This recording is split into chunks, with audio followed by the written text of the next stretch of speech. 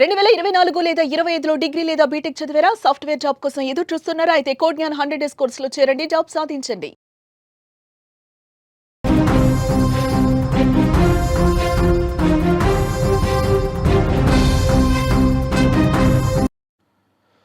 పరమ పవిత్రమైన పుణ్యక్షేత్రం హిందువులకి ఈ ప్రపంచంలో ఏదైనా ఉంది అంటే అది తిరుమల కొండ.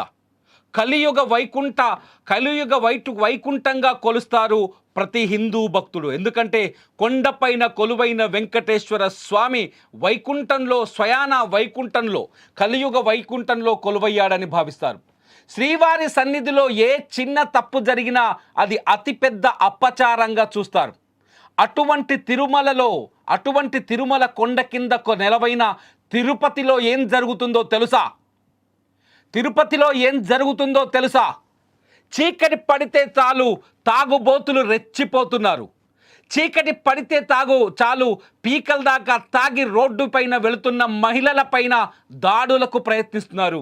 చీకటి పడితే చాలు పీకల దాకా తాగి బార్లలో ఫైటింగ్లు చేస్తున్నారు. చీకటి పడితే చాలు తిరుమల పవిత్రతకు దెబ్బతీసే విధంగా ప్రవర్తిస్తున్నారు. తిరుమల వంటి పుణ్యక్షేత్రంలో మద్యం షాపులని, బార్లని నిషేధించాలని ఎన్నిసార్లు డిమాండ్లు చేసినా, తిరుమల వంటి పుణ్యక్షేత్రంలో మద్యం షాపులని, బార్లని నిషేధించాలని, అంత పవిత్రమైన క్షేత్రానికి ఉన్న పవిత్రతను కాపాడాలని ఎంతమంది ఎన్నిసార్లు డిమాండ్ చేసినా ప్రభుత్వాలు మాత్రం వాటిని పట్టించుకోవట్లేదు. కేవలం మందుబాబులు పే చేసే ట్యాక్స్ కోసం కక్కుర్తిపరి కోట్లాది మంది హిందువుల మనోభావాలను దెబ్బతినే విధంగా తిరుపతిలో వైన్ షాపులకు అనుమతిస్తూనే ఉన్నారు. ఏ ప్రభుత్వమైనా కావచ్చు, అది ప్రతిపక్షంలో ఉన్నప్పుడు పనిచేసిన ప్రభుత్వం కావచ్చు, అధికార పక్షంలో ఉన్నప్పుడు పనిచేసిన ప్రభుత్వం కావచ్చు, తిరుపతిలో మాత్రం వైన్ షాపులో మద్యం దుకాణాల విషయంలో పాలసీలను పట్టించుకోలేకపోతున్నాయి. హిందువుల మనోభావాలను కాపాడలేకపోతున్నాయి. నేను ఇంత బలంగా ఎందుకు చెప్తున్నానో తెలుసా? నేను మీకు ఒక విజువల్ చూపించబోతున్నాను. ఒక బార్లో ఒక అల్లరి మూక కొట్టుకున్న విజువల్ చూడండి. ఇది హైదరాబాద్, ముంబై, ఢిల్లీ లాంటి నగరాల్లో కూడా జరగలేదు. తిరుపతి పట్టణంలో జరిగింది. చూడండి ఎలా ఫైట్ చేస్తున్నారో చూడండి. బార్లో అంతా 25 నుంచి 30 సంవత్సరాలకు మించి వయసు కూడా లేని యువకులు పీకల తాగి ఫుల్లుగా కైపులోకి దిగి ఒకడు ఎలా తన్నుకుంటున్నారో ఈ సీన్ చూడండి. ఈ సీన్ చూస్తే తిరుపతి యువత ఎంత నాశనం అయిపోతుందో మనకు స్పష్టంగా అర్థమవుతుంది. ఈ సీన్ చూస్తే తిరుపతిలో శ్రీవారి పాదాల దగ్గర జరుగుతున్న దౌర్భాగ్యపు పనులు మనకు కనిపిస్తాయి.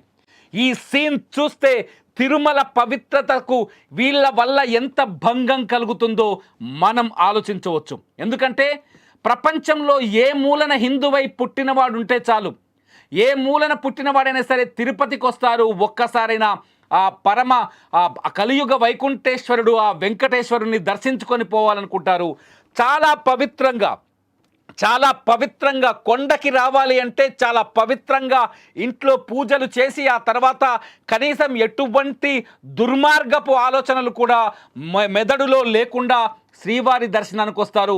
అటువంటి శ్రీవారి పాదాల చెంత, అటువంటి శ్రీవారు కొలువైన ప్రాంతాన ఎటువంటి దుర్మార్గాలు జరుగుతున్నాయో మీరు కళ్ళతో చూడండి.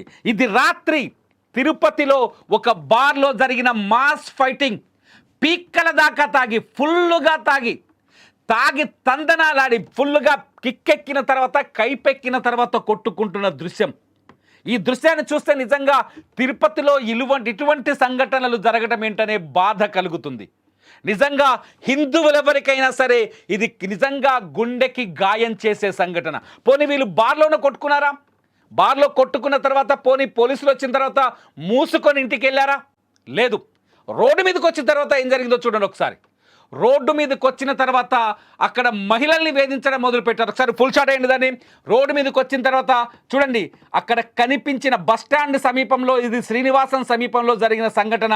బస్టాండ్లో దిగే వాళ్ళంతా భక్తులే, దూరపు ప్రాంతాల నుంచి వచ్చే భక్తులే. మీకు ఆ ఫ్లైఓవర్ చూస్తే అర్థమవుతుంది, వాళ్ళు పరిగెడుతున్న సీన్ చూస్తే మీకు అర్థమవుతుంది, వాళ్ళు తాగి రోడ్డు మీద పడిపోయిన సీన్ చూస్తే మీకు అర్థమవుతుంది, అక్కడ మఫ్టీలో ఉన్న పోలీసులు వాళ్ళని పట్టుకెళ్తున్న సీన్ చూస్తే మీకు అర్థమవుతుంది.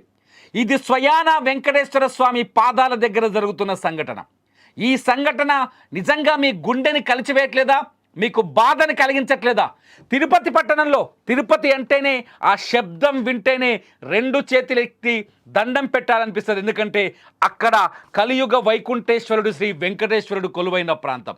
నేను ఇక్కడ స్వామివారికి ఎందుకు స్వామివారి క్షేత్రాన్ని ఎందుకు నేను దీంట్లో ఇంక్లూడ్ చేస్తున్నానంటే, తిరుపతి లాంటి పట్టణాల్లో మధ్యప్రదేశ్ ముఖ్యమంత్రి ఒక కీలకమైన నిర్ణయం తీసుకున్నాడు.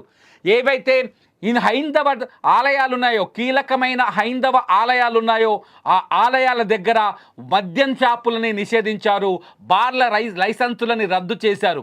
అటువంటి నిర్ణయం తిరుపతిలో ఎందుకు చేయకూడదనే చర్చ జరుగుతోంది.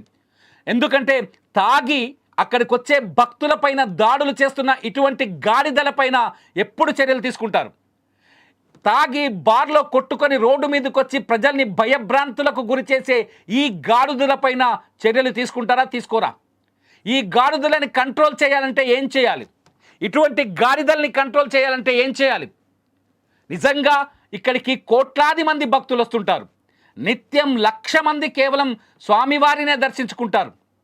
అంటే ఎంతమంది వెయిటింగ్లో ఉంటారో అర్థం చేసుకోవచ్చు. ఎంతమంది ప్రతినిత్యం తిరుపతిలో ఆన్ యావరేజ్గా 5 లక్షల మంది జనాభా రోమింగ్ అవుతూ ఉంటారు.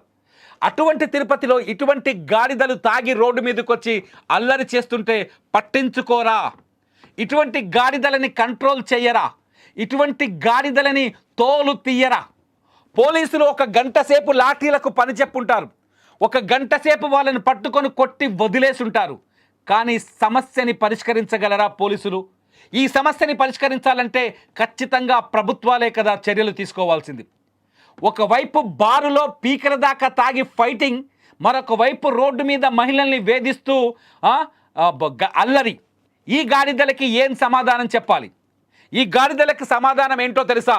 తిరుమలలో వెంకటేశ్వర స్వామి కొలువైన ఆ ప్రాంతానికి కొన్ని కిలోమీటర్ల చుట్టూ వైన్ షాపులని రద్దు చేయటం, మద్యం షాపుల్ని తొలగించాలి, మద్యం షాపుల్ని రద్దు చేయాలి, బార్లని ఆపేయాలి. అప్పుడే తిరుపతి తిరుపతి పుణ్యక్షేత్రానికి ఆ పవిత్రతని మనం కాపాడిన వాళ్ళం అవుతాం. దీనిపైన ప్రభుత్వాలు ఖచ్చితంగా నిర్ణయాలు తీసుకోవాల్సిన అవసరం ఉంది. తిరుపతి లడ్డూలో ఏదో కల్తీ జరిగిందంటే ప్రతి భక్తుడి గుండెకు గాయమైంది. మరి తిరుపతికి వచ్చే భక్తుల మనసులను గాయపరిచే ఇటువంటి సంఘటనల్ని ఏం చేస్తారు? తిరుమల శ్రీవారికి పాదాల దగ్గర స్వయంగా ఇటువంటి దుర్మార్గాలు జరగడాన్ని మనం ఎలా చూడాలి? నేనంటున్నాను, తిరుపతిలో మద్యం దుకాణాలకు ఖచ్చితంగా స్వస్తి పలకాల్సిందే. తిరుపతిలో తాగుబోతుల తాట తీయాలి అంటే, ఇటువంటి వాళ్ళ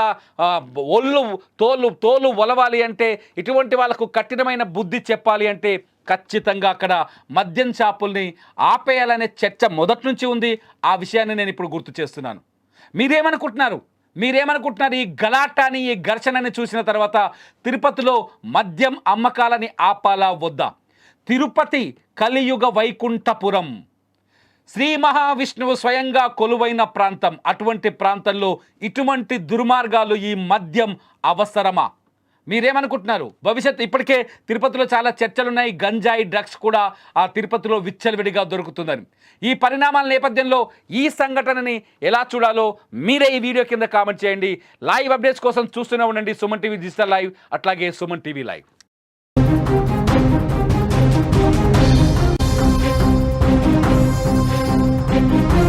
సుమన్ టీవీలో మీ పర్సనల్ అండ్ బిజినెస్ ప్రమోషన్స్ కోసం కింది నెంబర్కి కాంటాక్ట్ చేయండి.